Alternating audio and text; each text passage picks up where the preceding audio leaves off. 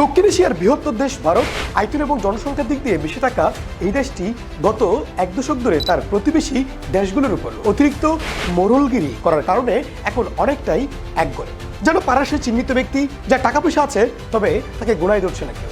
ভারতের ভৌগোলিক অবস্থান অনুযায়ী তার উত্তর দিকে অবস্থান করছে চীন, নেপাল ও ভুটান, আর পূর্ব দিকে অবস্থান করছে বাংলাদেশ ও মিয়ানমার। পশ্চিম দিকে আছে পাকিস্তান ও কিছু অংশ জুড়ে আফগানিস্তান, সর্বশেষ দক্ষিণ দিক থেকে শ্রীলঙ্কা ও মালদ্বীপ। কিন্তু গত এক দশকে কি এমন ঘটলো যে কারণে এই 9টি দেশের একটি দেশের সাথেও সম্পর্ক ভালো নেই ভারতের? সেই প্রশ্নের উত্তর জানতে থাকুন ভিডিওর শেষ পর্যন্ত। ঠিক এক দশক আগে নরেন্দ্র মোদী যখন প্রথমবার ভারতের প্রধানমন্ত্রী হিসেবে শপথ নিচ্ছিলেন, তখন প্রতিবেশী দেশগুলোর সরকার কিংবা রাষ্ট্রপ্রধানদের দিল্লিতে আসার আমন্ত্রণ জানিয়েছিলেন, বিরাট এক চমক দিয়েছিলেন তিনি। এমনকি দাওয়াত পেয়েছিলেন তৎকালীন পাকিস্তানের প্রধানমন্ত্রী নওয়াজ শরীফও। মোদী সরকারের প্রথম দিন থেকেই বারবার বলে এসেছিলেন তাদের পররাষ্ট্রনীতিতে সবচেয়ে বেশি গুরুত্ব পাবে প্রতিবেশীরা।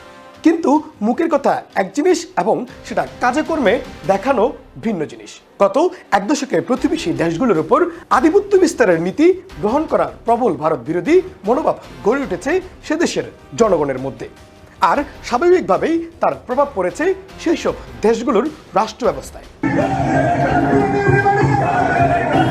শুরুতেই আসা যাক ভারতের দক্ষিণ পাশে অবস্থিত মালদ্বীপ ও শ্রীলঙ্কা নিয়ে। মালদ্বীপে গত বছর ভারতপন্থী একটি সরকার হটিয়ে নির্বাচনের মাধ্যমে ক্ষমতায় এসেছেন মোহাম্মদ মোয়েজ, যার নির্বাচনী স্লোগান ছিল ইন্ডিয়া আউট। শুধু তাই নয়, মালদ্বীপে ক্ষমতায় আসার পর প্রত্যেক প্রেসিডেন্ট প্রথম বিদেশ সফরটা হয় ভারত, আর সেই প্রথা ভেঙেছেন প্রেসিডেন্ট মোয়েজ। তিনি প্রথম সফরের জন্য বেছে নিয়েছিলেন তুরস্ককে। পাশাপাশি বছরের শুরুতেই চীন সফর থেকে ফিরে এসে ভারতকে অনুরোধ করেন যেন মালদ্বীপ থেকে ভারতীয় সেনা প্রত্যাহার করে নেওয়া হয়। ভারত সেই অনুরোধ মেনেও নিল এবং সেনাও প্রত্যাহার করে নিল। এমনকি ভারতকে পিঠ দেখিয়ে প্রেসিডেন্ট মোয়েজ এখন চীনের দিকে ঝুঁকছেন কোনো রাগডাক না রেখে। অন্যদিকে শ্রীলঙ্কা বর্তমান শাসন ব্যবস্থায় প্রেসিডেন্ট হিসেবে আছেন বামপন্থী নেতা সেনায়কে।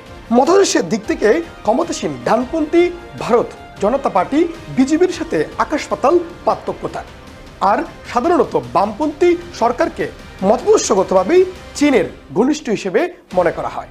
এই পরিস্থিতিতে দিশানায়কের শ্রীলঙ্কায় প্রেসিডেন্ট নির্বাচিত হওয়া ভারতের জন্য অবশ্যই চ্যালেঞ্জের বলে মনে করছেন বিশ্লেষকরা। কেননা নির্বাচনের আগে দিশানায়ককে যেভাবে ভারতীয় ব্যবসায়ী আদানি গোষ্ঠী পরিচালিত বায়ুশক্তি প্রকল্পের বিরোধিতা করেছিলেন, সেই প্রসঙ্গের স্মরণে রেখে তার দলকে ভারত বিরোধী বলে মনে করছেন বিশ্লেষকরা। এবার দেখে নেওয়া যাক নেপাল ও ভুটানের সাথে ভারতের সম্পর্ক কেমন।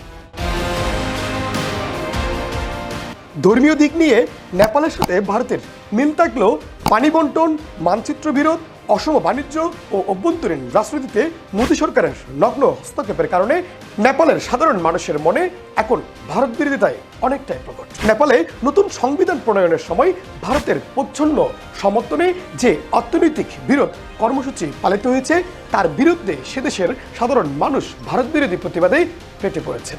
নেপালের ক্ষমতাতেও আছেন কেপি শর্মা ওলি, যিনি কট্টর ভারত বিরোধী বলে পরিচিত।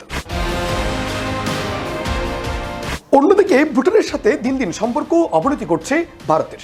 একসময় বিনামূল্যে ভুটানে ঘুরতে যেতে পারত ভারতীয়রা, সে জায়গায় ভুটানে ভ্রমণ করতে ভারতীয়দের এখন মাথাপিছু 1200 রুপি করে প্রতিদিন SDF প্রদান করতে হয়।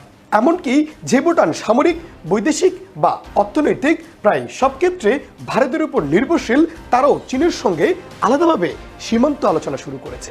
কূটনৈতিক সম্পর্ক স্থাপনে চীনের প্রস্তাবকে সরাসরি নাকচ করে দেননি ভুটান। তাই বলা চলে দিন দিন ভারতের আধিপত্য থেকে সরে আসতে যাচ্ছে ভুটানও। অপরদিকে আফগানিস্তান ও মিয়ানমার যে দুটি সরকার এখন ক্ষমতায়, তাদের সঙ্গেও ভারতের সম্পর্ক ভালো একথা বলা চলে না কোনো মতেই। তালেবানের সঙ্গে ভারতের এখনো পূর্ণ কূটনৈতিক সম্পর্ক স্থাপন হয়নি।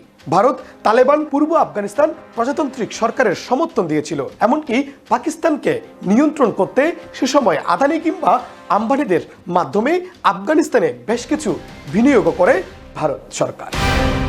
সেসব বিনিয়োগ এখন বলতে গেলে হুমকির মুখে। ঐতিহাসিকভাবে ভারত আর তালেবান একে অপরের শত্রু।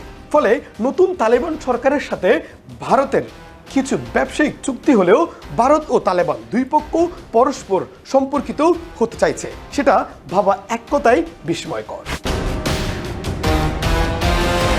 এদিকে পশ্চিম মিয়ানমারের আরাকান বিদ্রোহীরা ক্ষমতা দখলের পথে। ভারতীয় সংবাদ মাধ্যম দ্য প্রিন্টের একটি বিশ্লেষণে বলা হয়েছে, আরাকান আর্মি এখন রাখাইন প্রদেশের 8% নিয়ন্ত্রণ করবে বলে অনুমান করা হচ্ছে। এই অঞ্চলটি জান্তার নিয়ন্ত্রণ থেকে প্রথম মুক্ত হতে পারে বলে ধারণা করা হচ্ছে। উত্তর পূর্ব ভারতের বিদ্রোহীদের উপর আরাকান আর্মির উত্থান স্বাভাবিকভাবে ভারত সীমান্তে প্রভাব সৃষ্টি করতে পারে, এবং যেহেতু আরাকান আর্মি ও মিয়ানমারের উপর চীনের একটি বিশেষ প্রভাব রয়েছে, তাই মিয়ানমারে খুব একটা সুবিধা করতে পারছে না ভারত সরকার। এমনকি মিয়ানমারে চলমান অস্থিতিশীল পরিস্থিতির কারণে বর্তমান হুমকির মুখে পড়েছে সেদেশে থাকা ভারতের সকল বিনিয়োগ।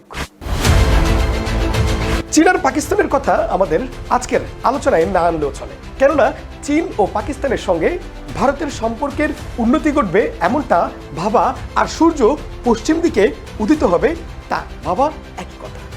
আর এই তালিকায় সর্বশেষ সংযোজন বাংলাদেশ। বিগত 1.5 দশক ধরে আওয়ামী সরকারের মাধ্যমে বাংলাদেশের উপর চরম আধিপত্যবাদ কায়েম করেছিল ভারত। অসম বাণিজ্য, পানি বন্টন নিয়ে দীর্ঘদিনের অসম চুক্তি, সামরিক ও রাজনৈতিক হস্তক্ষেপ সহ নানাভাবে ভারত মোড়লগিরি করেছেন বাংলাদেশের উপর। আর তাই গত 1 দশকে বাংলাদেশের জনগণের মধ্যে যতটা না আওয়ামী বিরোধী মনোভাব জন্ম নিয়েছে, তার চাইতে বেশি জন্ম নিয়েছে ভারত বিরোধিতা, যার ফলে ছাত্র জনতার গণ অভ্যুত্থানে আওয়ামী লীগ তথা শেখ হাসিনার পরাজয়কে ভারতের কূটনৈতিক পরাজয় হিসেবে আখ্যা দিয়েছেন অনেকে। আর শেখ হাসিনার পতনের পর বাংলাদেশের চলমান পরিস্থিতিতে আরো অস্থিতিশীল করে তুলতে চাইছে ভারত, এমনটাও বলছেন অনেকে। ভারতের উগ্র হিন্দুত্ববাদ তারা বাংলাদেশকে প্রতিষ্ঠিত করতে চায় নানাভাবে।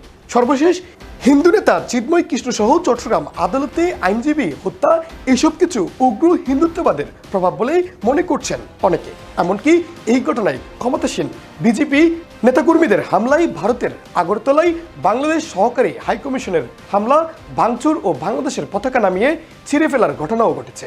যদিও বর্তমানে ভারতের সাথে বিবৃতি, পাল্টা বিবৃতি, প্রতিক্রিয়া, ক্ষুব্ধ প্রতিক্রিয়া এসব কিছু চলতে থাকলেও বাংলাদেশ থেকে বিতাড়িত শেখ হাসিনাকে ভারত নিজেদের আশ্রয় রেখে অন্তর্বর্তীকালীন সরকারের সাথে কিভাবে সম্পর্কের উন্নয়ন করবে সেটাই এখন ভাববার বিষয়।